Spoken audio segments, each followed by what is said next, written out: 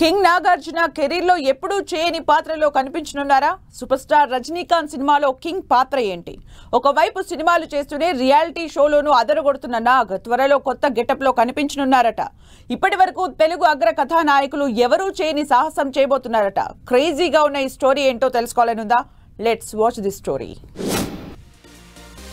టాలీవుడ్ అగ్ర hero king Nagarjuna త్వరలో ఓ కొత్త పాత్రలో మెరవనున్నారని టాలీవుడ్ సమాచారం. హీరోగా, నిర్మాతగా నాగార్జున ఇప్పటి వరకు ఎన్నో ప్రయోగాలు చేశారు. ఇక రియాలిటీ షోల హోస్ట్ గాను మెరిశారు. తాజాగా శేఖర్ కమ్ముల డైరెక్షన్ లో కుబేర సినిమాలో నటిస్తున్నాడు నాగార్జున. ఇది మల్టీ స్టారర్ మూవీ. ఇందులో నాగార్జునతో పాటు ధనుష్ కూడా ఉన్నాడు. ఇక నాగార్జున ఈ సినిమా తర్వాత మరో సినిమాకు గ్రీన్ సిగ్నల్ ఇచ్చాడని తెలుస్తోంది. తమిళ super star Rajinikanth, director Lokesh Kanagaraj combination లో కూలీ అనే సినిమాలో నాగార్జున నటించనున్నారో అని తెలుస్తోంది.